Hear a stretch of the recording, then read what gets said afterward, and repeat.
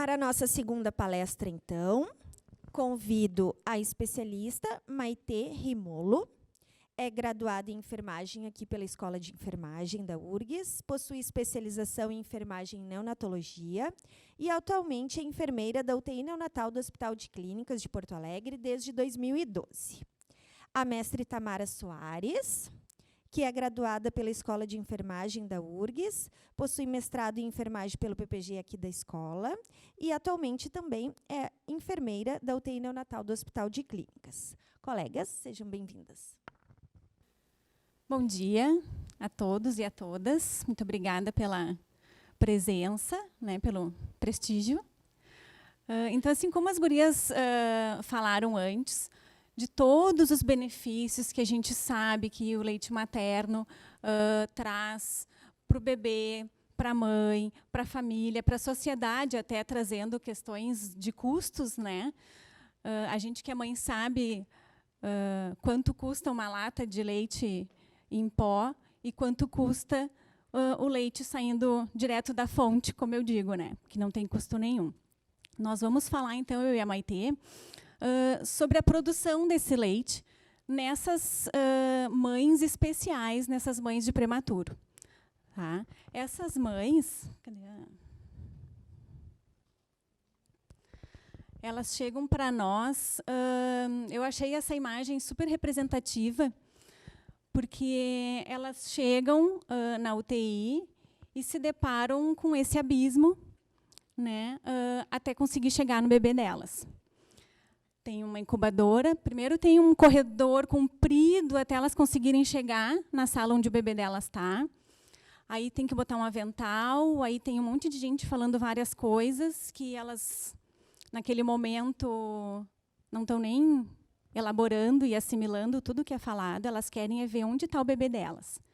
E aí elas chegam na sala, tem vários outros bebês, elas não sabem ainda qual que é o bebê delas, qual é a incubadora que ele está, e tem aquela parede de acrílico separando ela daquele bebê que até então estava dentro da barriga dela, que ela era a protetora dele, a cuidadora, a guardiã. Então, assim, o que a gente precisa fazer para essa mãe, chegando na UTI neonatal, vivenciando essa transição da maternidade, que até aquele momento, ou momentos antes, planejava levar até o final, ganhar seu bebê e ir embora para casa, né? Tem um sentimento de perda, de falta de controle total nesse momento, né, onde ela tem o seu bebê que está longe dela, que é um bebê pequeno, que é um bebê que está cheio de aparelho, cheio de fio conectado nele, né? Aquele bebê ideal, imaginário, caiu por terra. O final da gestação também, de uma forma urgente, de um parto emergente, de emergência, que não está dentro dos planos, né?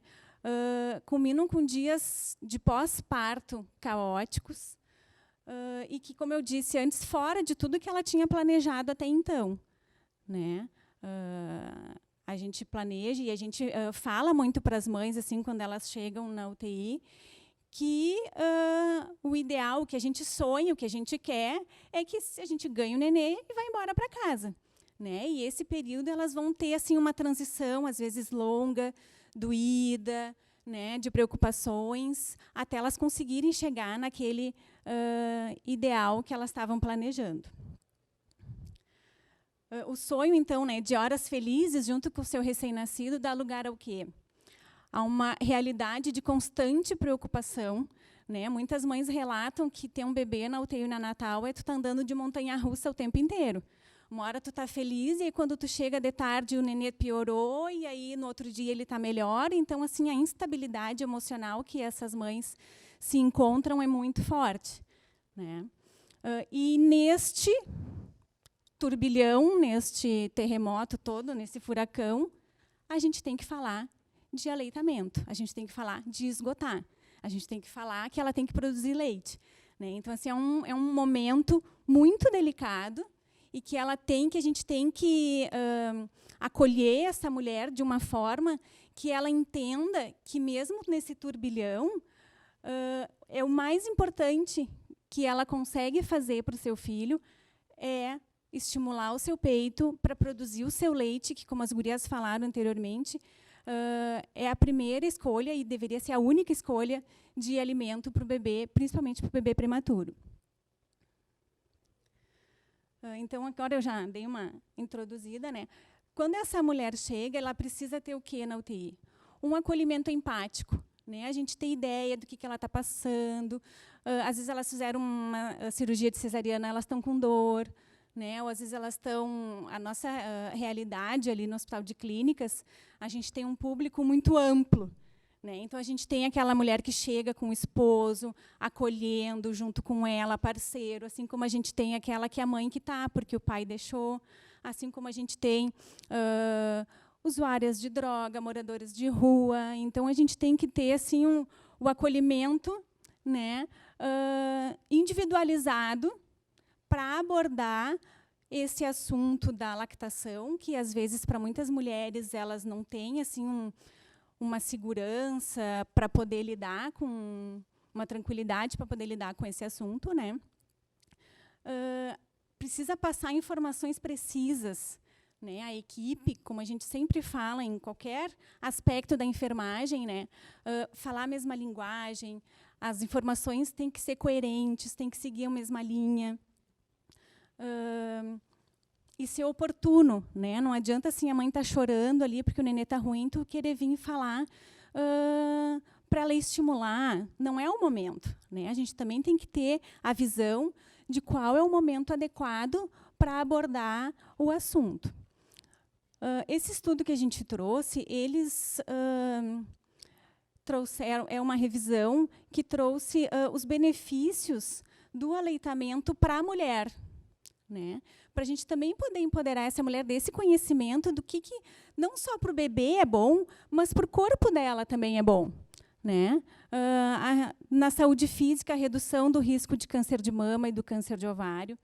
A saúde mental e emocional, com a redução do risco de depressão pós-parto, redução do estresse e da ansiedade. E uma questão principal, que é o vínculo da mãe e o bebê, né?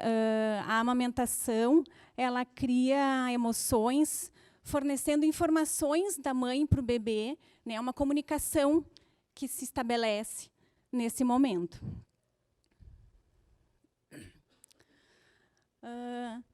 Esse estudo foi muito interessante, que eles uma pesquisa qualitativa sobre a experiência das mães na UTI neonatal. Então, tem várias falas assim, bem pontuais, bem importantes, assim, até umas assim, que a gente para e pensa, assim, e quando eu e a Maitê, a gente estava lendo, assim, a gente acabou assim, poxa vida, né, a gente tem que rever até os nossos atos, até as coisas que a gente faz, né? Então, ela traz ali, ó, enquanto o meu bebê estava na unidade neonatal, muitas coisas estavam fora do meu controle, mas esgotar me permitiu sentir que estava fazendo algo realmente importante para o meu bebê e me deu um propósito naqueles dias difíceis, né? Então, assim, é um amparo para aquela mulher, para aquela família, poder estar participando do cuidado do seu filho, que às vezes tem medicações, tem aparelhos conectados nele, mas aquele ali e só ela pode fazer. Valorizar isso para ela, né? Achei que esgotar me deu a sensação de fazer algo para o meu bebê. Era a única coisa que eu poderia fazer para ele enquanto ele estava entubado na incubadora. E a primeira vez que eu tentei amamentar, senti uma onda real de vínculo e proximidade, né? Então, assim, é uma fala forte, assim, que a gente vê que a amamentação fortalece o vínculo das mães, né?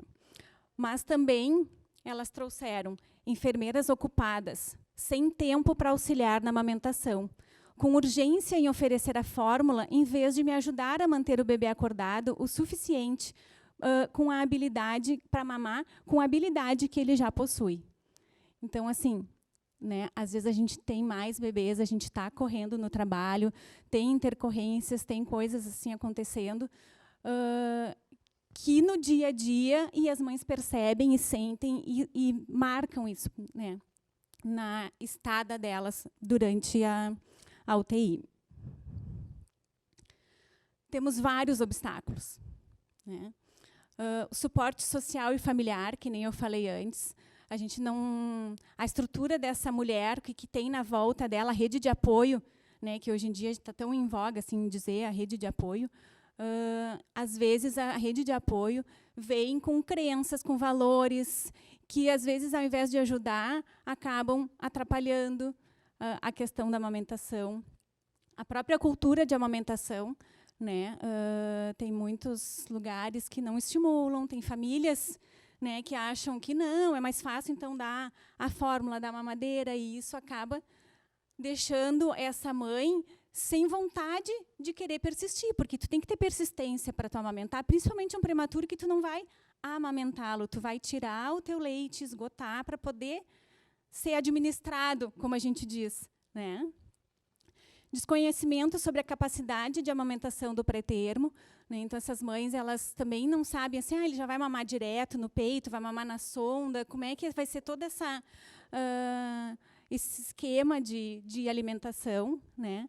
E padrões institucionais arraigados, que a gente vê que, às vezes, os protocolos de atendimento ainda precisam ser revisados para poder se enquadrar com essa questão de colostroterapia, de administrar o colostro até pela sonda, leite materno, de fazer todo esse incentivo com essa mãe sobre o aleitamento, né? E o principal fator, então, para a produção adequada de leite materno, a informação, né? A informação é fundamental, e a gente vê ele assim, uma mãe cheia de dúvidas, e que acontecem, né? Cada turno tem uma informação diferente, mas a minha mãe me disse que eu tenho pouco leite, então eu não vou conseguir amamentar o meu filho. Ninguém nunca me falou nada sobre amamentação até agora. Meu filho está internado há 1 semana e ninguém me disse nada sobre esgotar, sobre amamentar. Mas a mãe do fulaninho tira mais que eu. Como é que ela consegue e eu não consigo? Né? Então, assim, essas questões são resolvidas com informação. Informação precisa, que nem eu falei antes, de uma informação coerente, em que o grupo, a equipe multidisciplinar como um todo, forneça ela de uma maneira igual, né? E de uma maneira, como a gente falou assim, no curso que a gente fez com o Dr. Ricardo Nunes, que é um pediatra do Rio, que é super apaixonado por amamentação, a equipe tem que acreditar também nisso, né? E a equipe acreditar nessa questão da amamentação é fundamental para ela incentivar, para ela ajudar e para ela fazer com que essa mãe consiga pular essa etapa, né?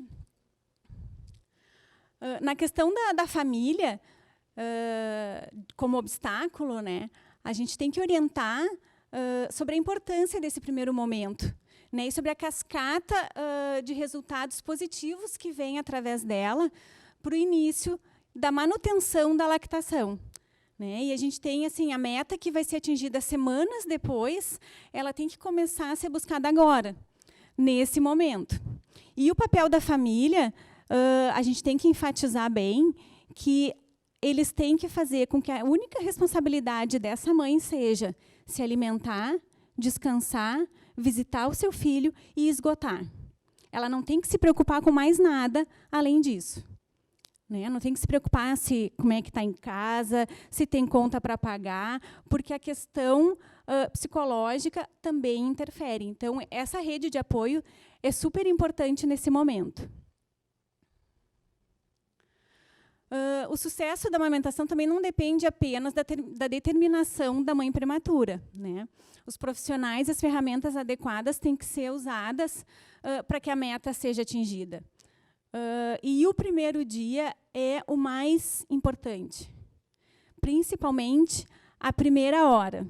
Evidências mostram que as mulheres que estimularam a mama dentro da primeira hora pós-parto, em comparação com as que fizeram até a 6ª hora, produziram mais leite aos 7 dias e 3 semanas após o nascimento, e alcançaram a lactogênese, a produção do leite, mais cedo.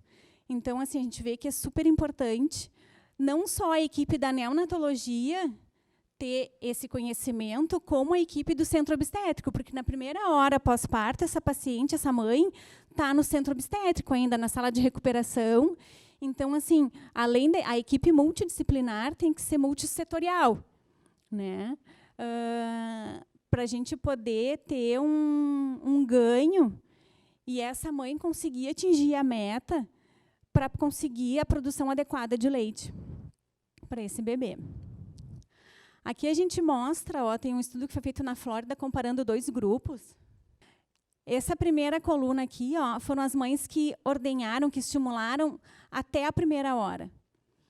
Da primeira à 6ª hora e depois de 6 horas. E olhem aqui no 6º e no 7º dia a diferença do volume esgotado das que estimularam na primeira hora e das que estimularam depois das 6 horas. É gritante, assim, é bastante. Então, para a gente ver a importância dessa informação na equipe que está atendendo essa puérpera imediata, né? Sim, que nem a Maite falou, é algo que não dá para voltar. Então, assim, a primeira hora passou. Não consegue recuperar aquele tempo, né? A primeira hora é a primeira hora. Não adianta tu pensar, bom, não esgotei na primeira, na segunda, na quarta, mas amanhã eu vou começar a esgotar mesmo. Não, é na primeira hora.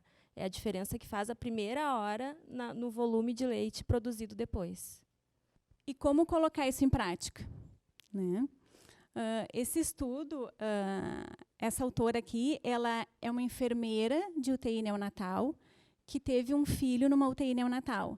Então, assim, esse artigo dela é quase um relato de experiência, super legal, assim, acompanhar e ver as dicas, né, que ela nos deu. No primeiro dia, então, assim, abordar a mãe para discutir os objetivos de lactação, a gente sabe que elas chegam com a cabeça que elas só querem olhar o nenê. Mas a gente tem que falar, porque aquela sementinha vai ser plantada.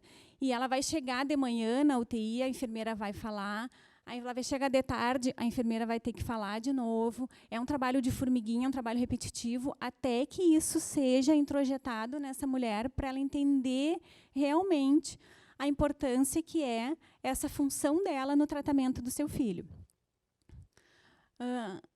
Trazer informações oportunas e precisas e sobre os resultados que as mães que forneceram leite para os seus filhos tiveram. Então, assim, para saberem que realmente, teve uma mãe que tirou leite e o seu filho tinha o peso parecido com o dela e ele evoluiu bem. Então, dá referências positivas para ela que vão estimular essa mulher a seguir, a persistir no esgote. Ficar com a mãe durante a primeira sessão de ordenha, mostrar, orientar, ajudar, posicionar na bomba, ou ali no hospital a gente tem as ordenhadeiras que são ligadas na parede, a gente não tem elétrica, elas são no vácuo. Então, mostrar que não adianta ela apertar que vai puxar o seio dela até machucar, como é que tem que ser a frequência, né, a intensidade dessa sucção na esgotadeira, disponibilizar esgotadeira dupla, que a gente sabe que é mais efetiva do que um seio de cada vez. Garantir que o profissional confira diariamente com a mãe as orientações nas 2 primeiras semanas, que nem eu disse, vai chegar de manhã, vai perguntar, vai chegar de tarde, tem que ser diário isso, para ela conseguir criar uma rotina, né? Monitorar a coleta e o armazenamento do leite.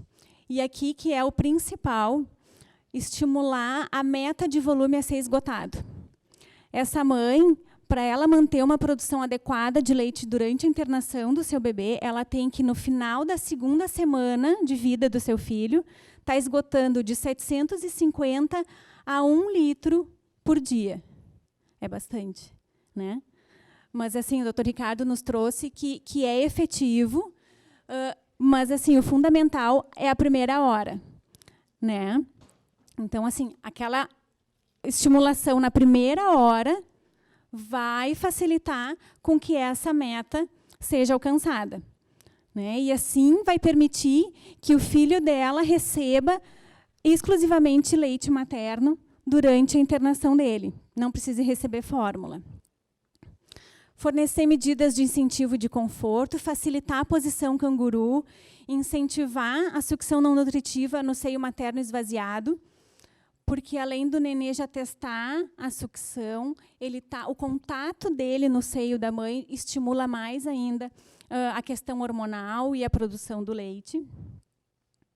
Durante, ainda na permanência, né, na UTI, incentivar e oferecer assistência para facilitar a alimentação não nutritiva.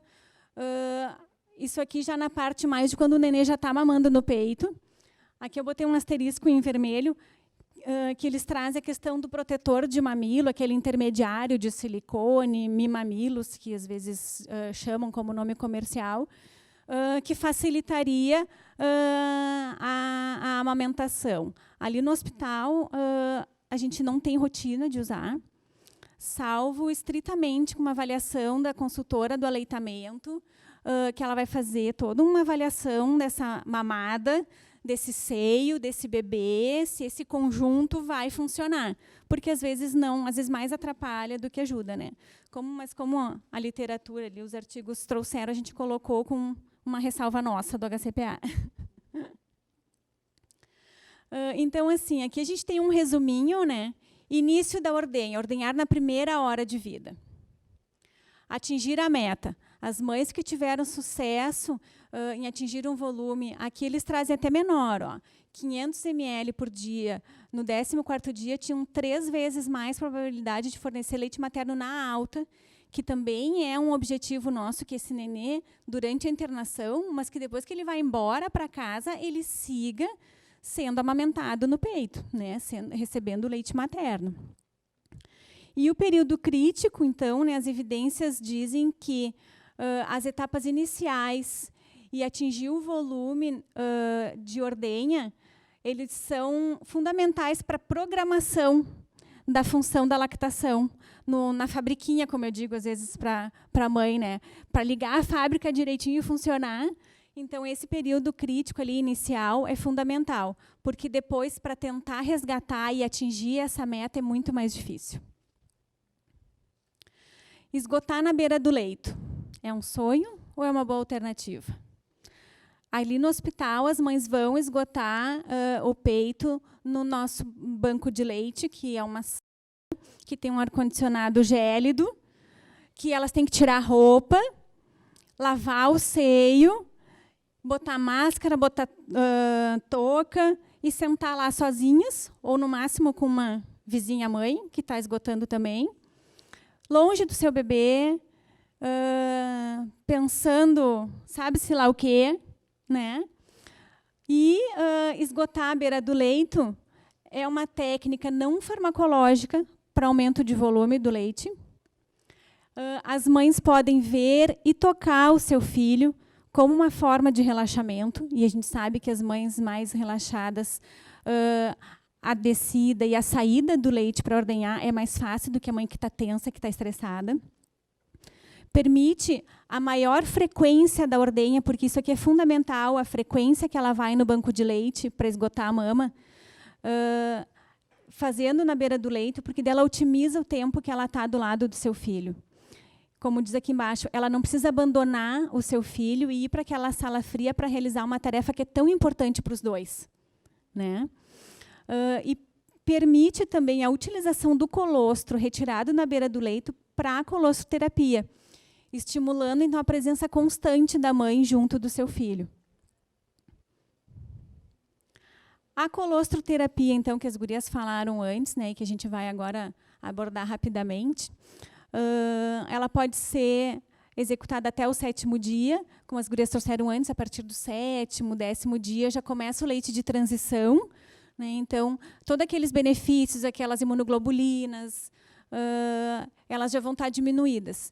E o que é a colostroterapia? A gente utiliza o colostro cru em pequenas quantidades, ordenhada pela mãe, e a gente coloca diretamente na boca do recém-nascido, para a mucosa oral absorver aquelas imunoglobulinas, citoquinas, todos aqueles produtos maravilhosos que vêm no colostro, que vão fazer a colonização do trato gastrointestinal desse bebê, e que ela pode iniciar o mais breve possível. Aqui está de 3 a 6 horas, mas na primeira hora, que é o top. Coletar o colostro nessa primeira ordenha e ofertar ao recém-nascido, então, materializa a principal contribuição que essa mãe pode dar nesse momento para o seu filho. Ela consegue visualizar e sentir a interação que ela tem com o seu bebê e ela se empodera. E ela se empoderando, ela vai conseguir persistir nessa tarefa. Os pais podem usar, tem alguns locais que usam cotonete estéreo, né, molhadinho com o leite, para os pais mesmo passar na boquinha do nenê, estimulando o vínculo e incentivando os pais a participarem do cuidado com seu filho, ou numa seringa aplicando as gotinhas de colostro. Promove a colonização bacteriana, então, que nem eu falei, adequada, protege a mucosa do trato gastrointestinal, prevenindo ou reduzindo, né, a incidência de enterocolite, que nem as gurias falaram antes, sendo um complemento imunológico. Segunda-feira eu estava de plantão e tinha um bebezinho, 34 semanas, era um bebê grandinho, e eu fui perguntar para a mãe e conversar, assim, tu já foi no banco de leite, tu já está esgotando? E ela me disse assim, mas está saindo só o colostro. E aí eu disse, mas não é só o colostro. O colostro é mágico. O colostro é fundamental para o teu bebê. E ela ficou me olhando com uma cara assim, né? Tipo, será? Né? Ela assim, mas sai tão pouquinho. Eu disse, mas aquele pouquinho é rico em muitas coisas. Né? Teve alguns artigos que a gente leu. Um artigo que no título era o ouro líquido. Colostro é comparado ao ouro líquido. Para a gente ver como é valioso. Né? Vou te interromper um pouquinho, porque eu tinha colocado mais ali na minha parte sobre isso, mas eu acho que eu tirei, não lembro. Tem? Ah, tá. Ah, acho que é isso. Não, era só para relacionar o esgote à beira do leito com o colostro, né? Porque muitas vezes as mães vão lá, esgotam, e o colostro acaba nem vindo para o bebê de tão pouquinho que é. Às vezes é 1, 2, 3 gotinhas, né? E com esse esgote na beira do leito, a gente consegue pegar aquela segunda, terceira gotinha e já administrar direto no bebê, né? O quão isso é rico e o quão é necessário a gente iniciar, então, esse processo. Seria uma das vantagens da gente ter o esgote à beira do leito, né? Aqui diz aqui que a gente pode pegar a seringuinha de 1 ml ou de 13 e aspirar a gota direto do seio da mãe. E já administrar na mucosa oral desse bebê. Porque para a colostroterapia, são volumes bem pequenos que a gente utiliza, porque ele não é para nutrir esse bebê, sim para colonizar. Né? Então, assim, a gente não precisa encher uma seringa e botar dentro, encher a boquinha do nenê de leite. Não, é pouquinho mesmo. De 3 em 3 horas, colocar esse 0,2, 0,4, 0,6, 2 gotinhas, 4 gotinhas, quanto a gente conseguir administrar na mucosa oral desse bebê. Mas também a gente pode coletar esse colostro e guardar para ele, quando o nenê começar a receber a nutrição via sonda, ele também poder receber como alimento, né? E o que é importante, assim, numerar e identificar os frascos para seguir a ordem que foi coletado para ser administrado depois. Né? Então, assim, ela coletou o colostro no dia 2, mas tem mais do que já foi utilizado, vai ser armazenado, então foi no dia 2. No dia 3, ela vai tirar mais. Então, quando esse bebê puder receber via sonda, dá prioridade pela ordem que foi tirada, porque, que nem as gurias falaram antes, conforme vai passando o tempo, aquela junção no tecido mamário da mãe vai mudando e vai mudando a concentração de substâncias presente nesse colostro. Então, por isso é importante também a gente observar essa ordem. Né? E deve ser o primeiro alimento recebido pelo recém-nascido.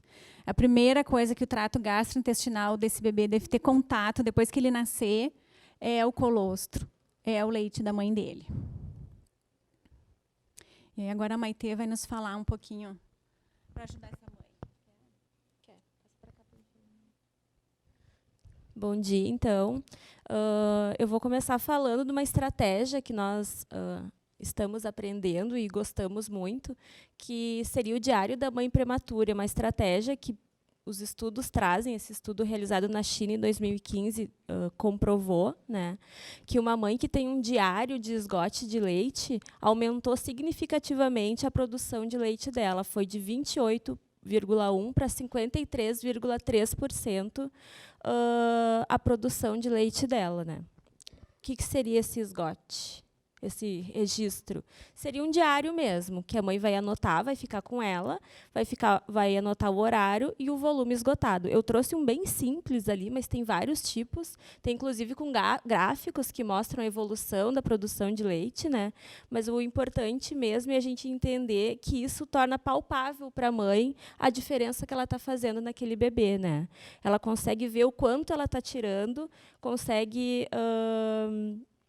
enfim, tornar real a ajuda vital que ela está dando para o seu filho. E, através também desse diário, a equipe consegue observar se a meta está sendo atingida ou se está acontecendo alguma coisa que esse volume de leite não está sendo alcançado, né? Então, nos permite fazer perguntas em momentos estratégicos, como está o esgote, mãe? Para que ela nos diga, diminuiu, não diminuiu, ou até mesmo a gente observe se houve uma mudança ou não, e para que a gente consiga traçar metas, né, com essa do porquê que diminuiu a produção de leite dela. O que está acontecendo? Ela está estressada? Ela está indo menos ao banco de leite? Né? É algo que torna visível aos olhos da mãe e aos olhos da equipe para traçar metas com essa mãe. Bom, outra arma poderosa que nós temos para aumentar a produção de leite materno nas mães prematuras é o nosso conhecido método canguru, né? Esse estudo realizado nos Estados Unidos nos trouxe que as mães que praticam o método canguru têm maior chance de fornecer o leite materno do que aquelas que não praticam o método canguru. Vamos entender um pouco por quê. Porque no método canguru, no contato pele a pele, o bebê consegue cheirar o leite materno, consegue relaxar, consegue organizar os seus movimentos, né? E o contato físico do bebê perto do seio da mãe, ao redor do mamilo, aumenta a ocitocina. E quando aumenta a ocitocina, o que acontece? Aumenta a produção de leite e aumenta a conexão emocional da mãe com aquele bebê, o que faz também ela produzir mais leite. Dando um exemplo, isso que a Maitê trouxe, nós estamos com um bebezinho internada de 24 semanas, 25 semanas. E no domingo de noite, eu trabalhei segunda de noite, no domingo de noite, a mãe fez o primeiro canguru com ela. Ela teve uma enterocolite, fez cirurgia, ficou muito grave, e ela estava mais estável, e ela foi para o canguru. E aí eu perguntei para a mãe como é que estava, como é que foi. E aí o pai relatou, ele assim, escorria leite do peito dela enquanto o nenê estava no colo. E eu disse, viu como isso é fundamental e como é importante e vai ser bom para vocês duas, eu disse para ela, né? Então, assim, só para a gente ver, exemplificar isso que a Maitê trouxe, né? Que realmente funciona. Até ali na outra imagem, eu trouxe de propósito um bebê entubadinho, ó, em ventilação mecânica ainda, para mostrar que é possível, sim, a gente colocar até os prematuros de extremo baixo peso no contato pele a pele. Bom, e para que a gente consiga alcançar, então, tudo isso que está sendo falado até agora, precisamos de uma equipe, como a Tamara já disse, que acredite no que está sendo feito, né? Porque a gente só consegue transmitir alguma coisa para as famílias se a gente acreditar no que a gente está falando. Então, o que a mãe espera dessa equipe? Uma sensibilidade, uma empatia para respeitar todo aquele momento do nascimento do bebê prematuro, mas também a gente tem que ter uma equipe que entenda a necessidade dessa mãe esgotar para que ela tenha um bom desfecho de leite e de amamentação no futuro. Esse estudo, essa revisão sistemática realizada no Reino Unido, veio só para comprovar, então, né, que as intervenções educacionais com a equipe multidisciplinar aumentam as taxas de início e de duração da amamentação. Ou seja, a falta de treinamento da equipe é uma barreira importante na amamentação. Aqui eu trouxe mais um estudo realizado na Califórnia, que mostra que a equipe tem que entender o leite materno como um remédio e não apenas um alimento, né? Explicar para os pais a importância do esgote precoce, como a Tamara já falou, e explicar os riscos de não receber o leite materno. Aqui, mais uma vez, mais um estudo de 2015, que foi na Pensilvânia, que fala praticamente a mesma coisa, que o leite humano deve ser visto como uma intervenção médica, que a equipe deve saber a importância e orientar a necessidade de esgotar cedo e esgotar com frequência, né? E ali em cima algo bem interessante, que não é a nossa realidade, é que essas orientações devem vir em múltiplos momentos na vida da mãe, desde o pré-natal, na sala de parto, no pós-parto e depois na neonatologia, onde o bebê está internado. A Paula Meyer trouxe nesse estudo um programa de lactação que foi implementado em Chicago, onde eles usam evidências científicas para orientar as mães da importância do esgote do leite materno, né?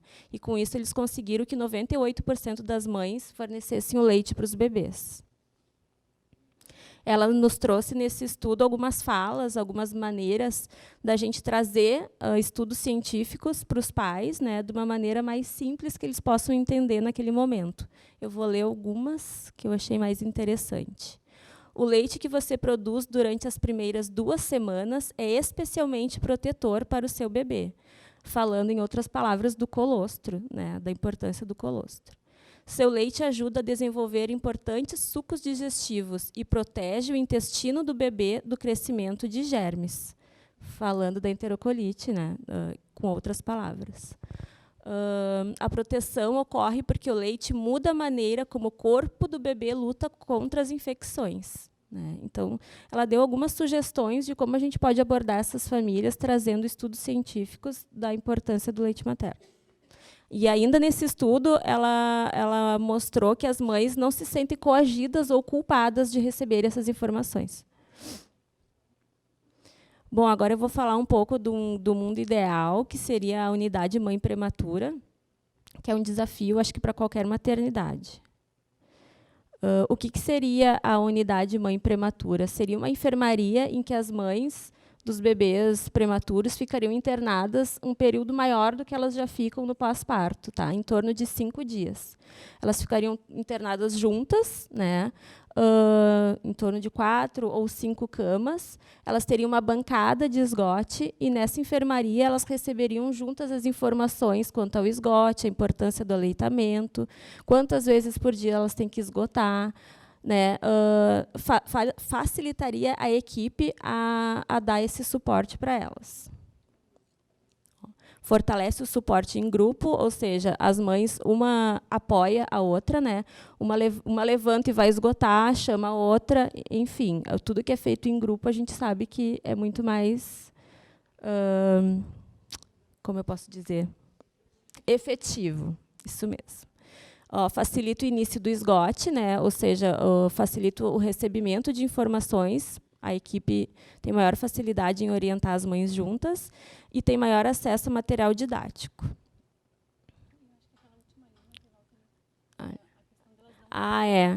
Isso. Foi visto que as mães têm muito medo de perder a visita médica, né, pela manhã, e por isso elas não esgotam no primeiro horário da manhã. E com essa enfermaria mãe canguru, elas esgotavam desde cedo, né, juntas, e depois iriam para a visita médica.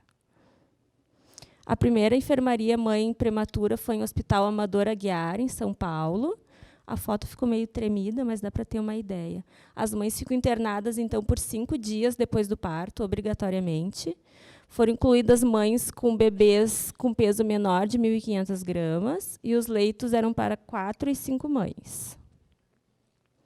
E aqui tem uma planta do Hospital Maternidade Fernando Magalhães, no Rio de Janeiro, também um projeto mãe prematura, que mostra ali as caminhas. É algo bem simples e muito efetivo. Aqui as camas, poltronas, né? E aqui a bancada de esgote, para que todas sentem juntas para esgotar as mamas. Bom, ao final de tudo isso, então, o que a gente espera, né, na mãe prematura é que, quando o momento tão esperado da amamentação chegar, que essas mulheres possam dizer: eu me preparei, eu tenho leite, eu tenho poder, eu tenho força. Aqui são as nossas referências. Obrigada.